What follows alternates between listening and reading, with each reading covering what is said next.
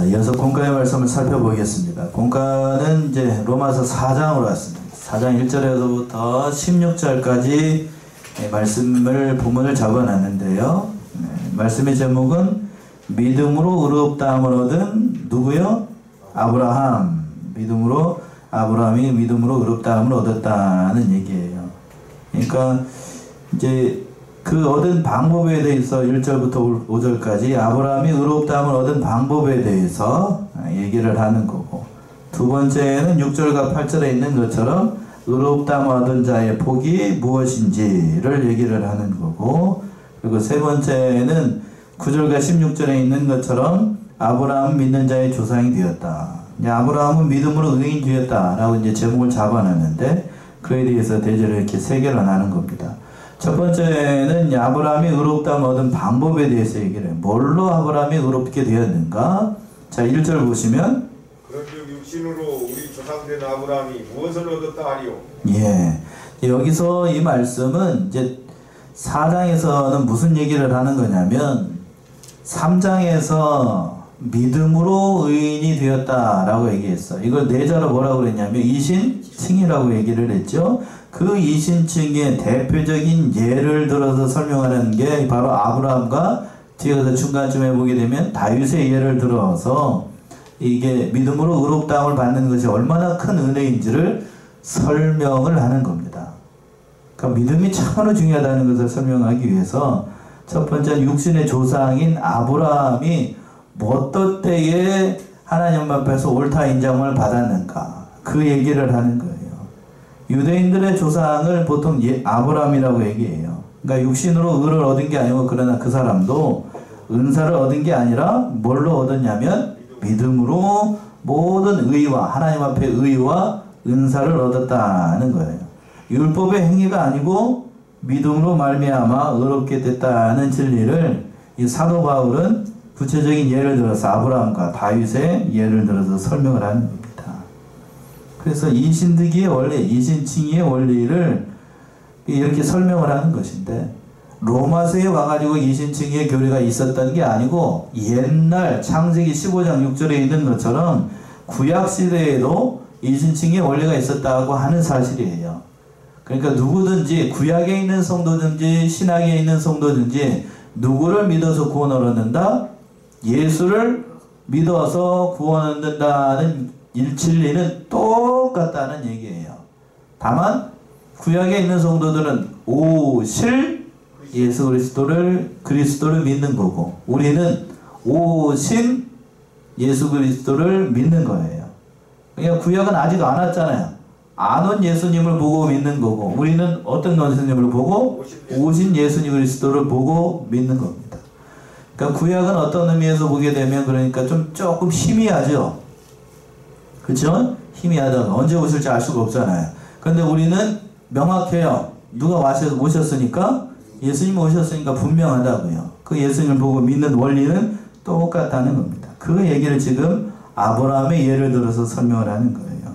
자, 2절 보시면, 만일 아브라함이 행위로서 의롭다 하심을 얻었으면 자랑할 것이 있으려니와 하나님 앞에서는 없느니라. 1절에 물어본 것을 2절과 3절에서 답하는 형식인데, 자, 만일 아브라함이 행위로서 의롭다고는 어떻다? 쉽게 얘기해서 우리가 자기 실력으로 시험 쳐가지고 100점을 맞았다라고 하면 자랑할 게 있어요. 여기 앉아 계신 분들 학교 다닐 때 공부 잘하셨나요? 왜 갑자기 그런 얘기를 할까?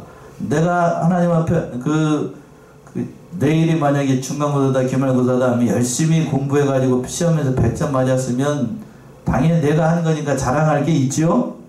그렇잖아요. 내 실력으로 했으니까 당연히 자랑할 게 있는데, 그러나 아브라함이 하나님 앞에서 옳다 인정을 받는 건 그 행위가 아니에요. 뭘로 인정을 받았냐면 하나님 앞에서 하나님께서 주신 은혜로 값없이 의롭다함을 받았기 때문에 자랑할 게 아무것도 없어요. 뭐 한 게 있어야 말이지, 한 게 아무것도 없다는 얘기입니다. 그러니까 하나님께서 주신 그 의로 말미암아 사람이 의롭게 되었으니까 그 모든 성경의 기초가 누구에게 있는 거예요? 아브라함에게 있는 게 아니고 누구에게 있어요? 하나님께 있으니까 칭의의 결과가 다 어렵게 얘기해서 칭의라고 얘기했죠. 있다. 하나님께 옳다함을 인정을 받는 구원의 길이 오직 다 나에게 있는 게 아니고 누구에게 있으니까요? 하나님께 있으니까 사람은 자랑할 게 없어요. 그러니까 우리가 구원받는 길에 있어서 인간의 어떠한 공로나 어떠한 행위나 어떠한 노력도 하나님 앞에서 구원받는 길에 도움이 되는 게 아니에요. 사람이 할 수 있는 것은 자기가 부족한 뭐라는 사실을 깨닫는 거냐면 3장에서 그랬죠. 자기가 의인이라는 사실, 죄인이라는 사실. 죄인이라는 사실을 깨닫는 것. 사람의 행위가 있다라고 하면 자신이 죄인이라는 사실을 깨닫는 거예요. 그리고 누구를 믿어서? 예수를 믿어서 의인이 되는 것. 그런데 사도 바울은 또 상급에 대해서는 정확하게 얘기하고 있어요. 그러니까 우리가 구원 얻는 길에 있어서 인간의 노력이나 모든 것은 아무것도 아닌데, 그러나 그 인간이 믿음 생활 잘 지키면 하나님께서 뭐를 주신다고요?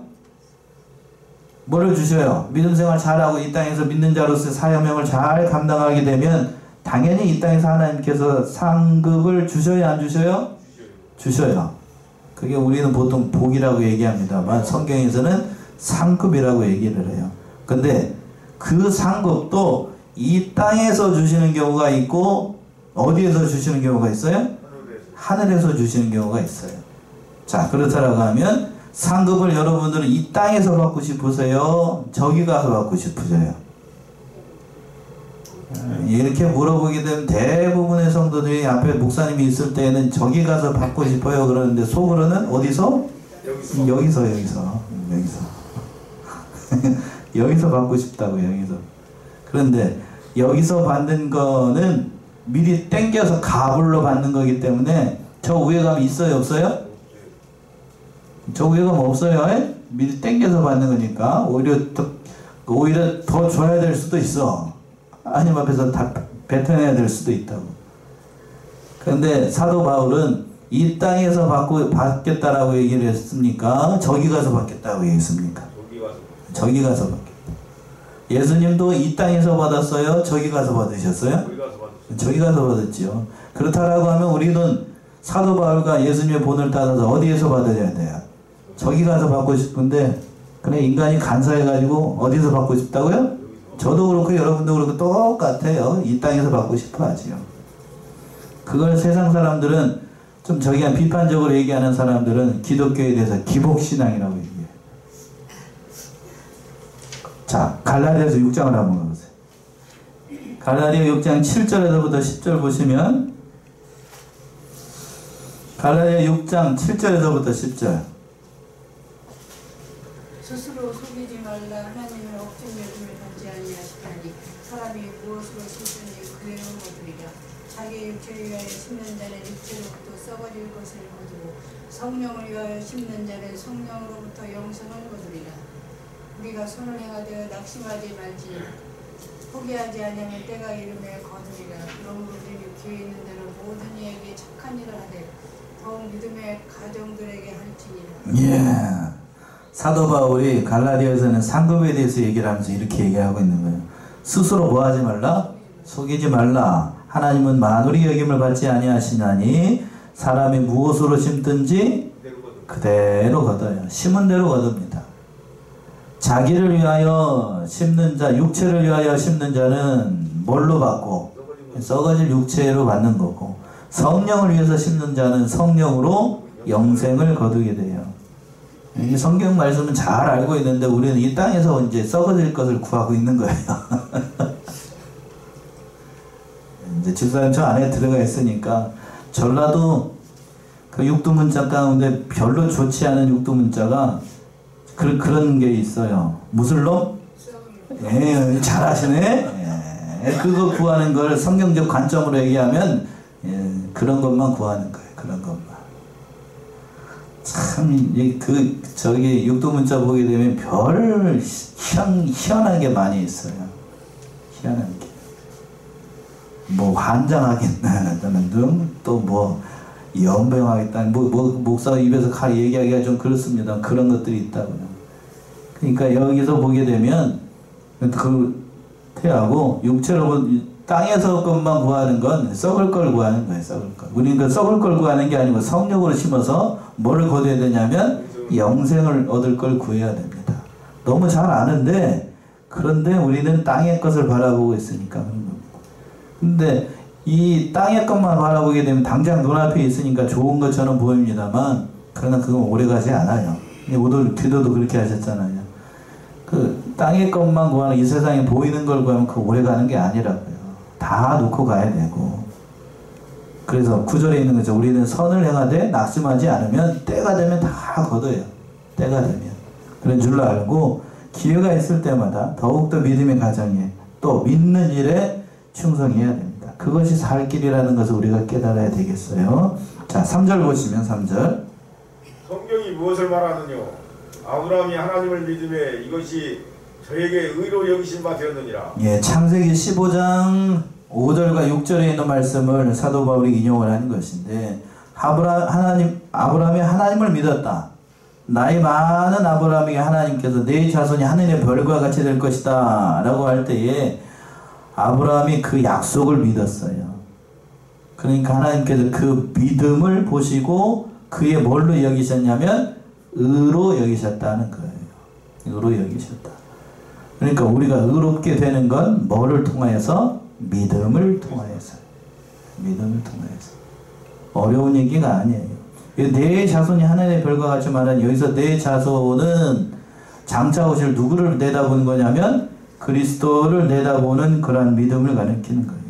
그러니까 예수 그리스도를 바라보고 믿었기 때문에 하나님께서 그것이 의롭다라고 하는 거예요.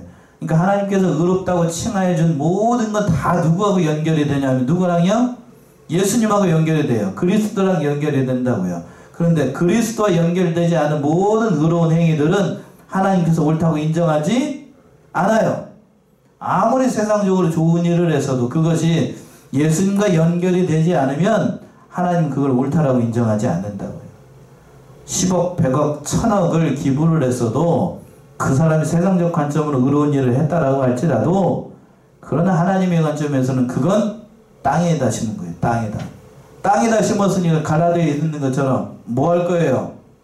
남아있을 거예요? 아니면 썩어질 거예요? 썩어질 거예요. 사람의 마음에 심었으니까 땅에 심었으니까 그건 오래가지 않아요. 어디에다 심어야 돼요? 천국에. 하늘에 심어야 됩니다. 하늘에 심어야 돼요. 그래서 그 의라고 여기신 바 이것이 저에게 의로 여기신 바 되었다는 것은 그의 모든 지위 모든 것이 다 이루어지게 됐다는 겁니다. 그러니까 하나님은 그 외모를 중시하거나 율법의 형의를 중요한 게 아니라 그 하나님께서 비추신 그 믿음을 주신다는 사실을 우리가 다시 한번 깨닫게 되는 거예요. 또 4절 보시면 4절 일하는 자에게는 그 싹을 은혜로 여기지 아니하고 빚으로 여기거니와 예 5절까지요. 일을 아니할지라도 경건치 아니한 자를 의롭다 하시는 일을 믿는 자에게는 그의 믿음을 의로 여기시나니 예 일하는 자에게는 그 삭슬 은혜로 여기지 아니하고 뭘로 여긴다고요?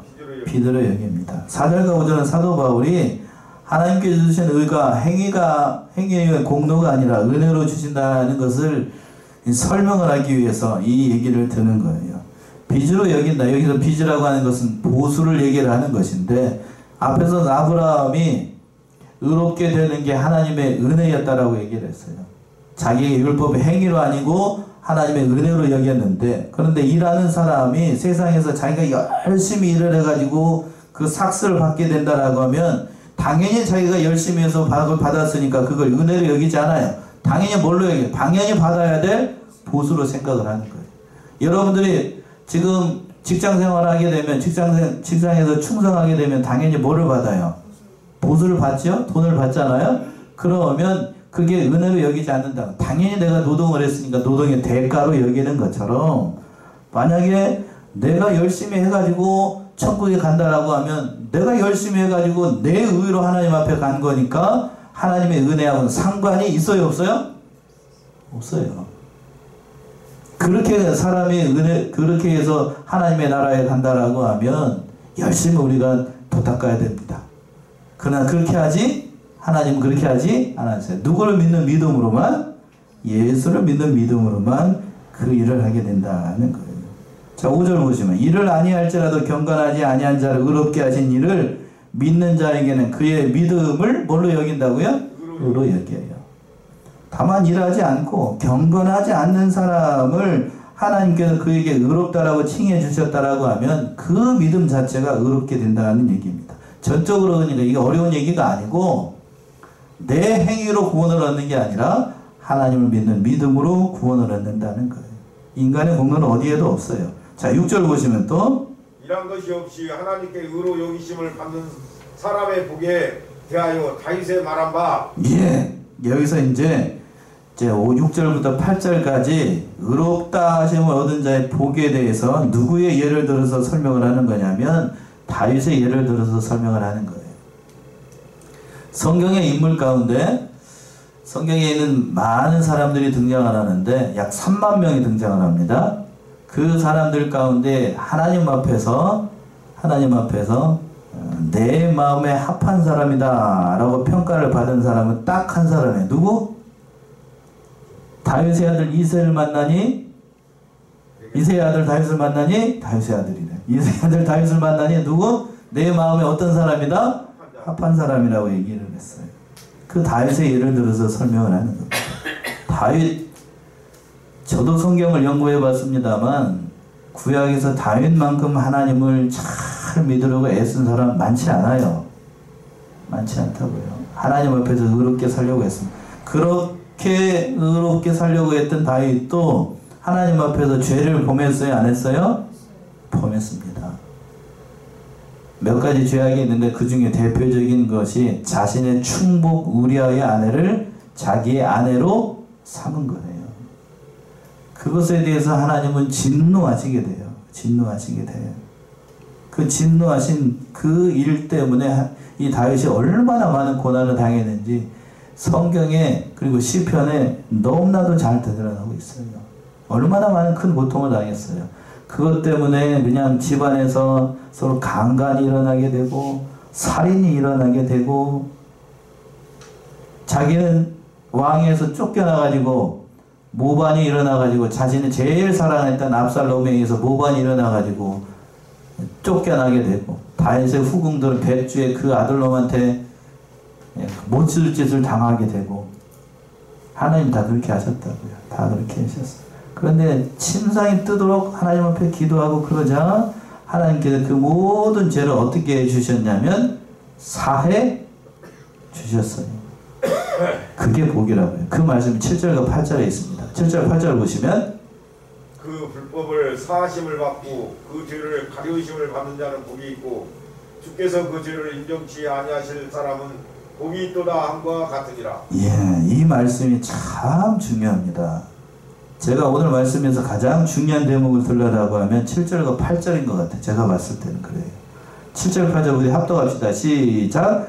그 불법을 사하심을 받고 그 죄를 가리우심을 받은 자는 복이 있고 주께서 그 죄를 인정치 아니하실 사람은 복이 있도다함과 같으니라.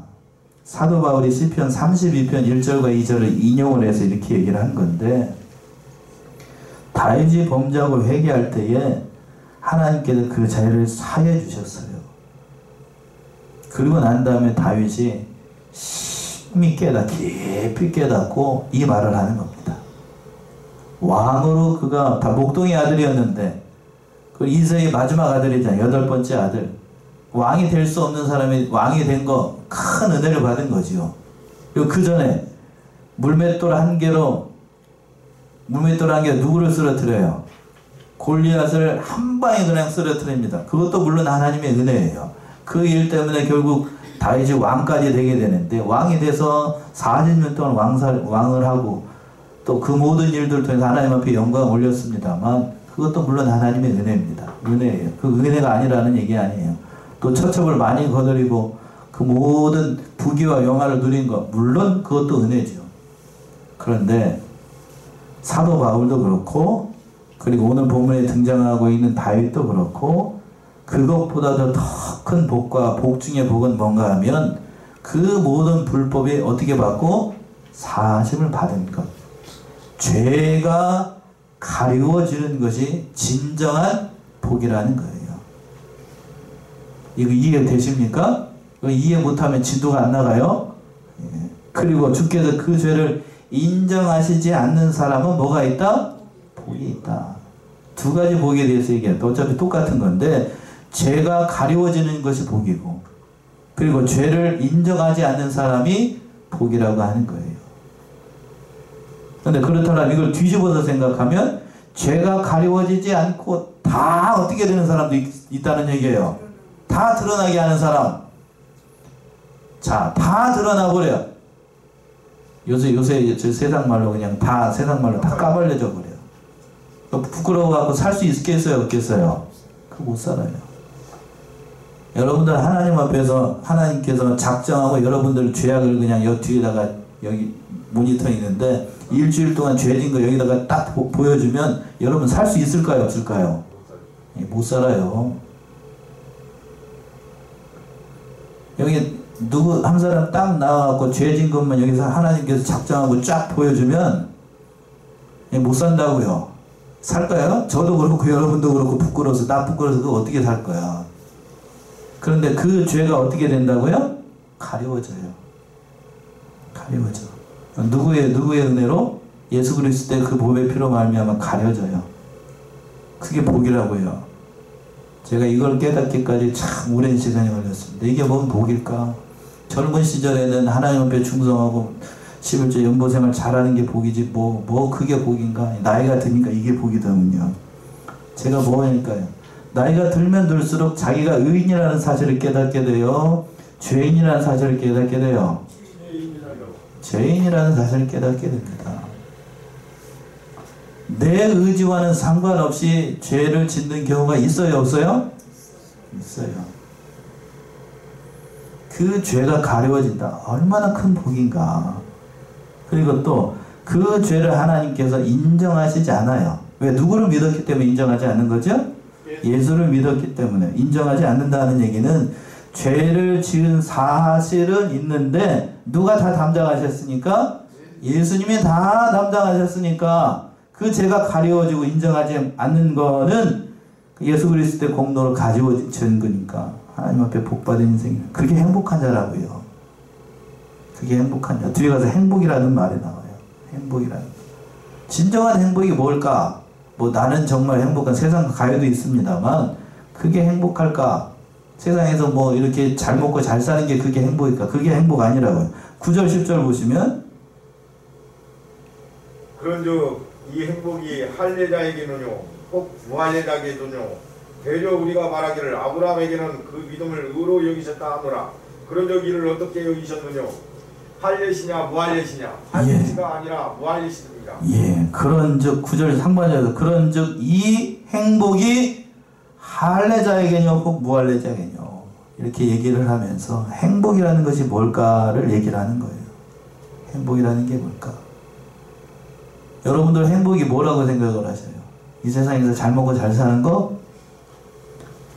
오늘 본문 말씀 그 얘기를 하기 전에 7절과 8절 보시면 다윗과 같이 이 세상 관점으로 누릴 거는 다 누려봤어요.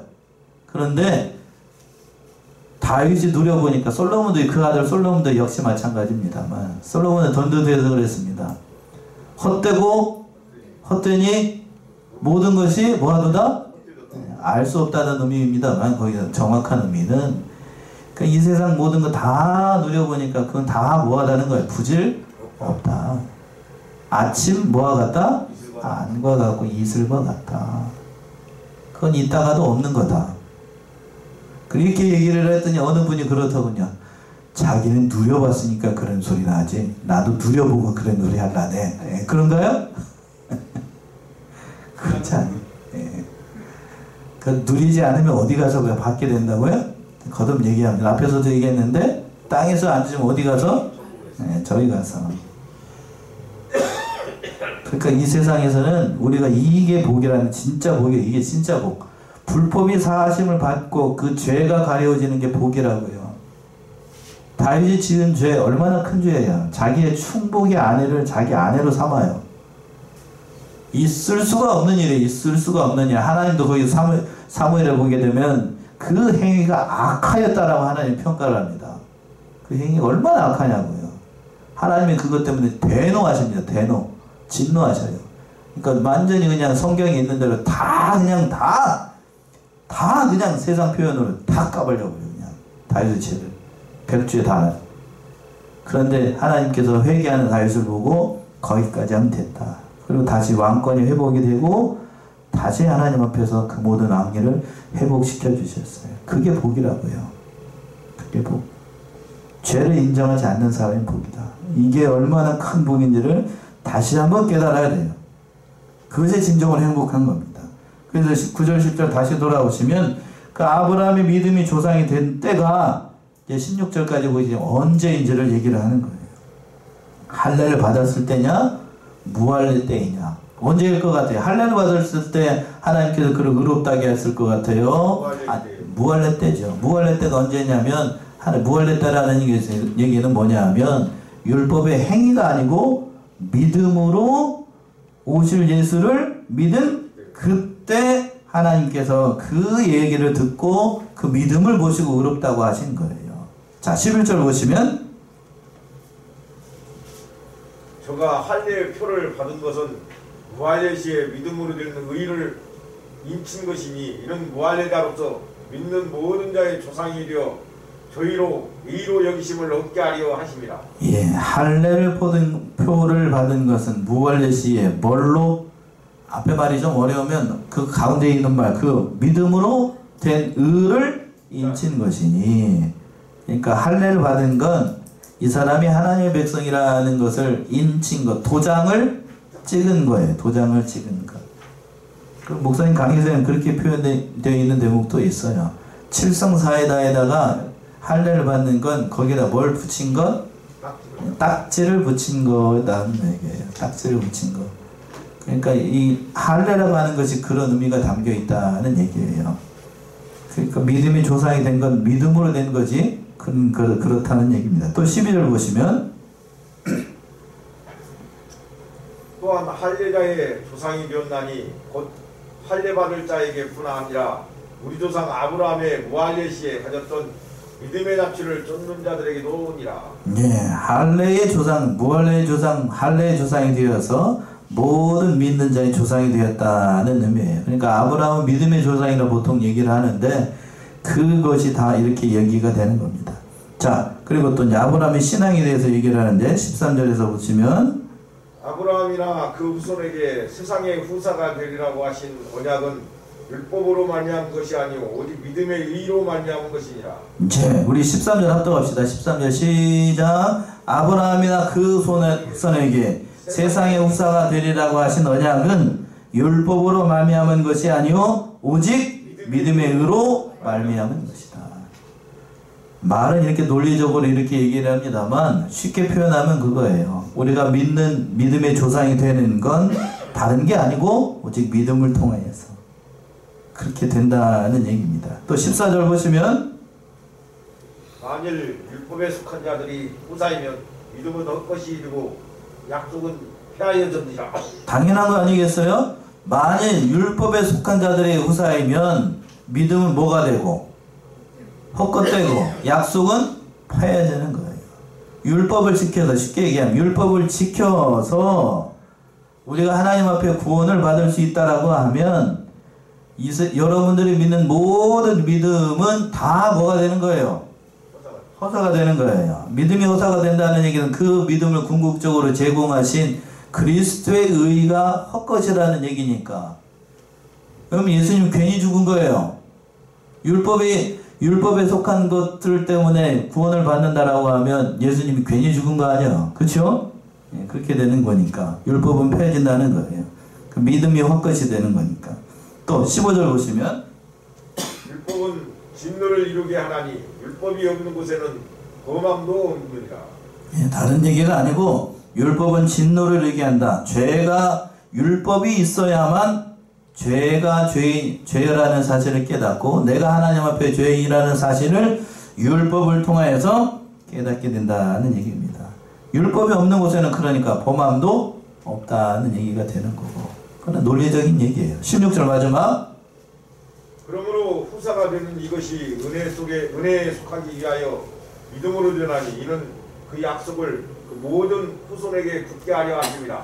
율법에 속한 자에게뿐 아니라 아브라함의 믿음에 속한 자에게도니 아브라함은 하나님 앞에서 우리 모든 사람의 조상이라. 예, 하반절의 말씀이 제일 중요한 거예요. 율법에 속한 자에게뿐 아니라 아브라함의 믿음에 속한 자에게도니 아브라함은 하나님 앞에서 우리 모든 사람의 뭐가 된다고요? 조상이 된다. 할례를 받지 않은 사람이든지 할례를 받은 사람이든지 그 모든 일을 통하여서 믿음의 조상, 표본이 된다는 얘기입니다. 그러니까 모든 사람은 다 누구와 같이 그리스도를 믿기만 하면 누구처럼? 아브라함처럼. 그리고 또 그 다윗처럼 그 모든 불법이 사심을 받는 것이 진정한 복이라는 사실을 사도 바울이 이렇게 얘기를 하고 있는 거예요. 이 말씀 따라서 그 믿음의 길을 걸어나가는 저와 여러분들이 다 되시기 바랍니다. 기도하겠습니다.